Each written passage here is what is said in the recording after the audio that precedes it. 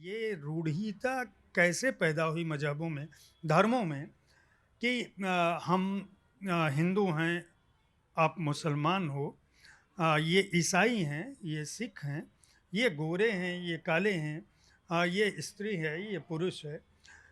धर्म के आधार पे, जाति के आधार पे, आर्थिक आधार पे बँटवारे की कोई श्रृंखला अब तो से मुझे लगता है कि हमारे और आपके बीच भी शायद विभाजन रेखा जैसी बात हो।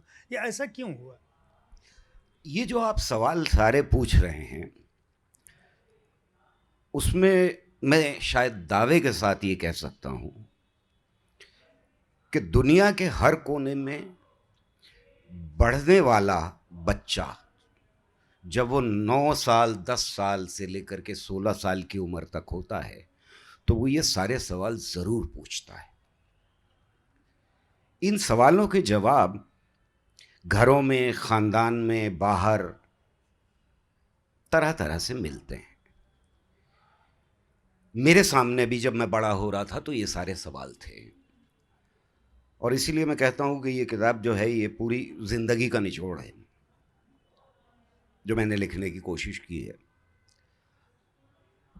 देखिए, इंसान ने शुरुआत में 2 तरह के सवाल, जैसा मैं कह रहा हूँ, जैसा मैं मानता हूँ, और इसके ऊपर विवाद होगा ही और है विवाद इसके ऊपर, कि साइंस जवाब दे रही है कैसे और धर्म जवाब दे रहा है क्यों। तो ये दोनों सवालों का बंटवारा जब होता है समाज के अंदर, तो इंसान 2 बहुत बड़े सवाल पूछता है।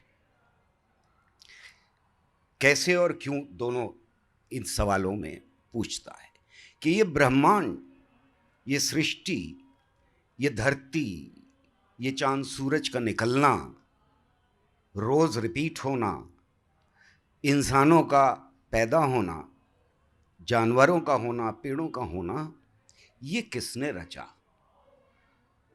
ये कैसे रचा। तो जब क्यों की बात करते हैं हम, तब फिर वो हमें एक ऐसे सोच के ढांचे की रचना की तरफ ले जाता है जहां आप ये कहें कि इसको रचने वाला कोई है। दूसरा बहुत बड़ा सवाल था, और ये हर बच्चा पूछता है, आगे फिर से मैं दोहरा रहा हूं अपनी बात को, दूसरा बहुत बड़ा सवाल था कि जिंदा और मुर्दा में क्या फर्क है, चीजें जिंदा कैसे होती हैं और मर कैसे जाती हैं। यानी एनिमेट, अगर अंग्रेजी में कहूं तो एनिमेट और इन एनिमेट में क्या फर्क है। बड़ा खूबसूरत, बड़ा लचीला जवाब है कि आत्मा होती है, जब तक आत्मा जिस्म में है तब तक जिंदा है, जब आत्मा बाहर निकल गई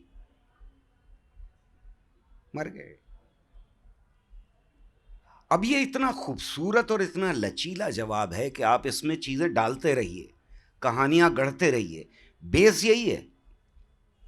जैसे वहां बेस ये है कि रचयिता पूरे इस सृष्टि का कोई ऐसी ताकत है जिसने एक दिन अपने ज्ञान से या अपनी इच्छा से इसे रचा है। बेस यही है।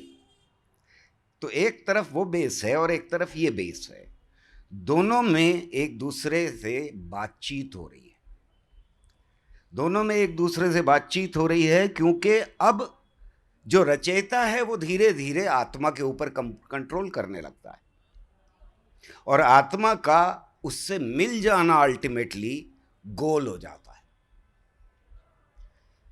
मैं मुश्किल तो नहीं, बात समझ में आ रही है या नहीं। तो इन दोनों का आपस में तालमेल है। अब इसके अराउंड जैसे जैसे सभ्यताएं बढ़ती जाती हैं, वैसे वैसे कहानियां जटिल होती जाती हैं, जिनका मैंने जिक्र किया है किताब में, कि अगर आप अफ्रीका में जाएं तो आपको अफ्रीका की जो ओल्डेस्ट एक कहानी मैंने लिखी है, उसमें ये कह रहा है कि एक भगवान है जिसने पहले पत्थर बनाया, पत्थर ने लोहा बनाया, लोहे ने आग बनाई, आग ने पानी बनाया, पानी ने वगैरह वगैरह, 5 तत्व। और इन 5 तत्वों को मिला करके वो एक दिन फिर लौट के आया और उसने इंसान की रचना की। अब अगर आप देखें तो तौरात, कुरान, बाइबल, हमारे वेद, पुराण, सब जगह ये कहानी अलग अलग तरह से आपको मिल जाएगी। कहीं वो 4 तत्व हो जाएंगे और कहीं वो 5 तत्व हो जाएंगे, क्योंकि अभी तक पीरियोडिक टेबल नहीं आई है।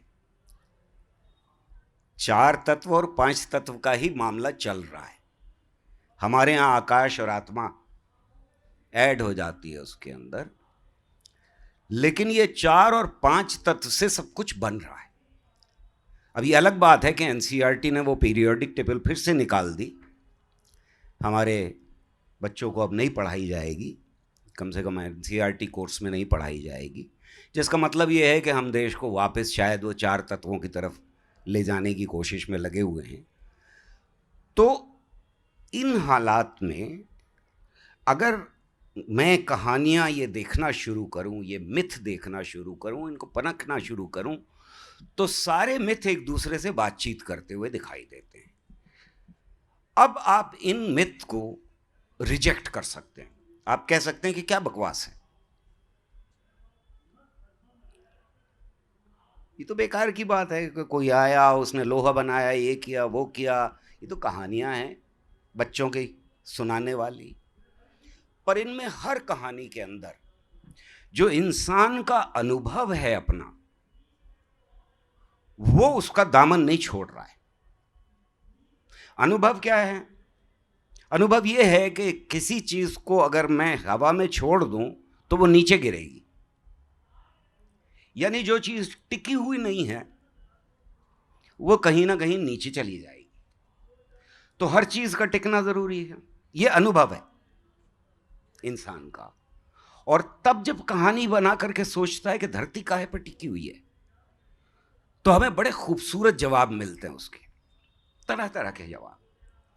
कहीं वो नंदी की सींग पर है, कहीं वो शेषनाग के फन के ऊपर है, कहीं वो कछुए की पीठ के ऊपर है, कहीं वो केचुए ने उसको जन्म दिया है।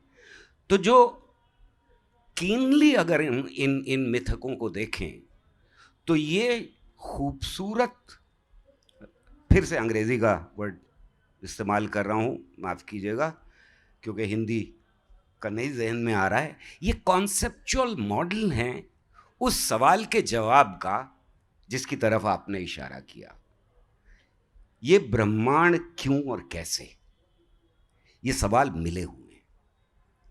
धीरे धीरे ये अलग होते हैं और साइंस की तरफ हम जब जाते हैं तो साइंस लगातार खोज करती रहती है, बार बार खोज करती रहती है, बार बार सवाल पूछती है। धर्मों के अंदर जब हम जाते हैं तो जो मिथक थे, जो कहानियां थीं, जो कॉन्सेप्चुअल मॉडल्स थे, वो जम जाते।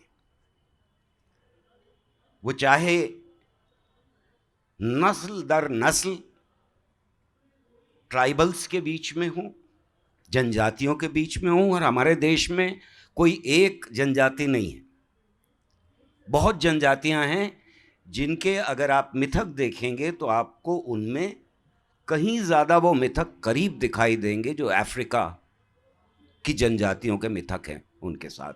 हमारी गोंड की कहानी मैंने उसका भी जिक्र किया है, और भी 2-1 जनजातियां हैं जिनका जिक्र किया। तो ये हर तरफ बिखरे हुए मिथ्स हैं। ये जब कोडिफाई होते हैं, ये जब किताबों में आ जाते हैं, तो ये जमा हुआ सच बन जाते हैं। और जब जमा हुआ सच बन जाते हैं तब ये लोगों के ऊपर, सवालों के ऊपर, क्रिएटिविटी के ऊपर, फ्लाइट ऑफ इमेजिनेशन के ऊपर लगाम लगाना शुरू कर देते हैं। बच्चे से कहा जाता बहुत सवाल करने लगे हो, बकबक मत करो। मेरे ख्याल में आप सब ने पूछा होगा ये सवाल कभी ना कभी जिंदगी में, कम से कम मैं यहाँ दावा कर रहा हूँ, अगर आप में से किसी ने नहीं पूछा है तो आप हाथ खड़ा कर दें। आपने ज़रूर पूछा होगा कि हम कहाँ से आए इंसान और ब्रह्मांड कैसे पैदा हुआ, और घर में ये जवाब मिला होगा आखिरकार भगवान की मर्जी से, भगवान ने बनाया है।